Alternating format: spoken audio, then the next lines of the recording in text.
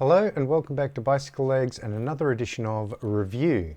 Today we're going to be reviewing the brand new album by the band The Tangent, and that is Songs from the Hard Shoulder.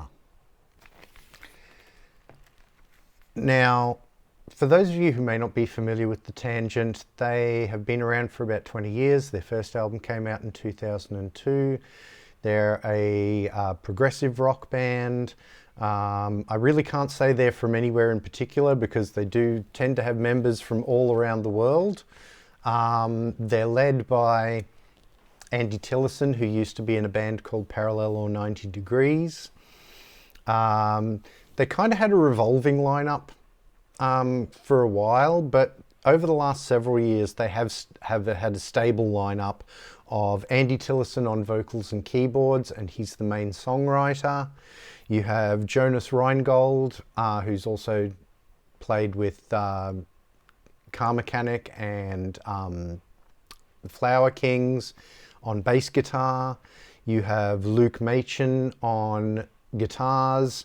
You have Theo Travis, who's played with Robert Fripp and a whole bunch of other people, Soft Machine, on saxes and flutes. And you have Steve Roberts on drums. And that lineup's been stable for the last several years. So their music is very definitely sort of what I would describe as melodic progressive rock with jazzy elements. There's definitely sort of influences from the Canterbury scene and from sort of several other classic progressive rock bands, but they definitely have always put their own spin on it as well. So that's the band in general if you're not familiar with them. As I said, this is their 12th album in 20 years, which is pretty prolific, especially considering that their albums are usually pretty long. This one's a double album on vinyl. So let's get into reviewing it. There are 5 tracks in total on the album, 4 sort of proper tracks, if you want to call them that, plus 1 bonus track at the end. And 3 out of the 4 tracks are very lengthy. They're side-long epics. The 4th track is a relatively shorter one. So let's go through them one by one. The first song on side 1 is called The Changes. Lyrically, it's about sort of the changes that have been caused by COVID. And it's thrown in with reminiscences of touring with Tangential, which was sort of a meld of the Tangent and Car Mechanic that used to do tours and play music from both bands on tours in Europe. I've got a CD of them live. It's wonderful. Definitely worth checking out if you can. And it also talks about the misinformation in the media and especially in social media, sort of related to COVID and that sort of thing. Musically, if you're familiar with The Tangent, this has a sound that is quite familiar with previous works that the band has done. Simultaneously challenging and intensely tuneful is how I would describe it. And then in the lyric, despite seeing some of the darker things going on in the world, I feel like Andy's lyrics remain hopeful. This song is 17 minutes long, but it absolutely flies by. It does not feel like 17 minutes at all. And I think that's a wonderful thing when you think, wow, the whole side is finished already? Wow. Side 2 has the GPS Vultures on it. It's a wonderful, jazzy, side-long instrumental epic, except for a few wordless vocals in one small part.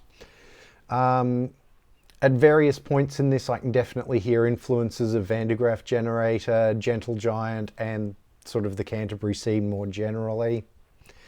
The instrumentation throughout is stunning, particularly Andy's keyboards. He plays some wonderful different keys, both on sort of Hammond and on synths. There's some really great soloing from Luke on guitar, and Jonas's bass throughout is absolutely sublime. Steve's drums are great too, and there's some really tasty flute fills from Theo. So I really love that It's a sidelong instrumental. There's just beautiful playing on it and beautiful soloing. It's really good. Side 3 is probably the highlight for me. It's a track called The Lady Tied to the Lamppost. It's nearly 21 minutes long. It starts quietly with sort of keyboards and electronic percussion. The first section is about a homeless woman and how the world is sort of ignoring her plight, particularly sung from Andy's point of view. The music picks up into the second section as the lyrics sort of juxtapose breaking down on the freeway with the title character of The Lady Tied to the Lamppost. Then you get a sort of funky section as the music continues to build. The third section goes into the title character's past and how quickly she was forgotten by those who knew her, while talking about how the wider homelessness problem. The music goes into a slower instrumental section after that. There's great synth and guitar solos, and there's some lovely saxes from Theo as well. A brief reprise of part 3 leads into part 5, which I can only describe as a scathing indictment of slacktivism, and the sort of idea that you're doing something just by clicking like or by sharing a post rather than actually getting out and doing something or contributing somehow to a problem. I mean, in this case, we're talking about the homelessness problem, but it could be any sort of problems that we have in the world at the moment. There's an intense instrumental section that follows that with really, really great ensemble playing, with the whole band sort of meshing together and sounding wonderful. Part 7 bemoans how badly wealthy neighborhoods treat the homeless, you know, with spikes on park benches and things like that. And then the last section sort of ties it all back to the beginning. I think lyrically and musically, this is the most adventurous and challenging piece on the album, and it's probably my personal favorite. Then you get the short song, which is sort of just under 5 minutes, and it's called Wasted Soul.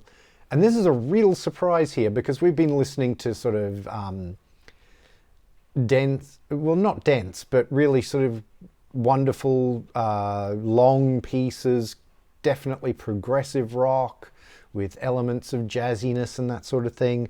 And then we get a real surprise here, which is a soul number on a prog album. I love this change of pace.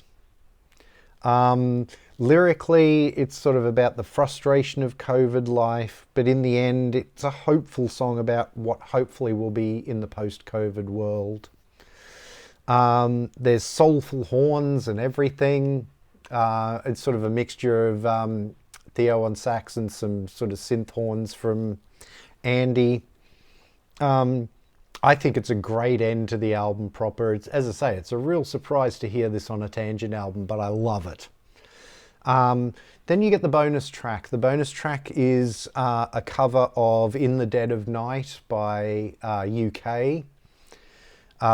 They played the song, they do it quite straight, and then they go into a section that they call Tangential Aura, which, if you were talking about classical music, you would sort of think of it as variations on a theme. They're taking themes from the song In the Dead of Night and they're sort of reinterpreting them in different arrangements with different instrumentation and solos and so on. And then there's a reprise at the end of that as well. It's a really fun bonus track. I really like it. It's one of my favourite UK songs, so I'm glad they chose that one to cover. So, all in all, this is yet another high-quality album from the Tangent. The band pull off a really difficult task, which is making music that is simultaneously complex, detailed and imaginative, and yet surprisingly easy to listen to. It's not easy listening music at all, but it's so tuneful that it's quite easy on the ears. You know, most of the songs are side-long epics, and yet they don't seem to last the 17 plus minutes that most of them are. And this is no mean feat. Also, I really like the fact that Andy's lyrics are always well worth listening to. He's one of the few prog writers who writes topical lyrics.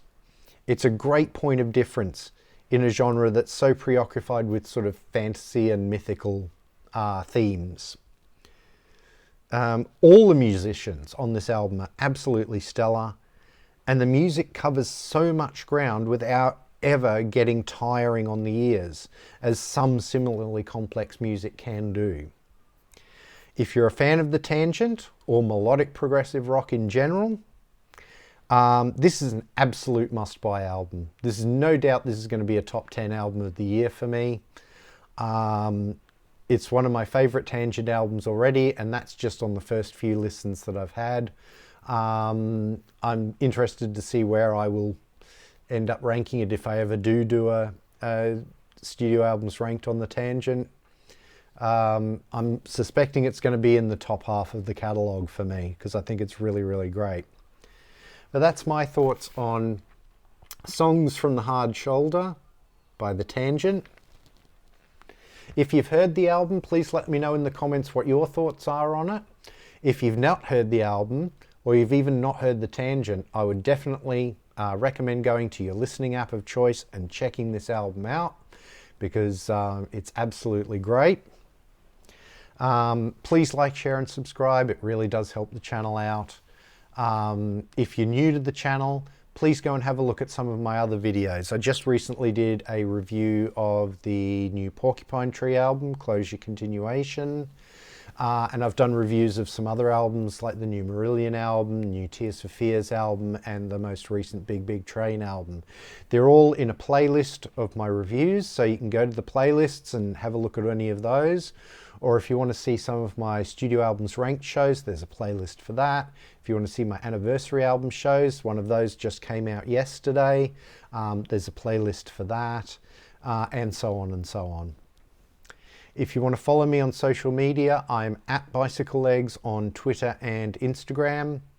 On Instagram, I'm mostly posting the records that I happen to be listening to at the time, as well as giving channel updates.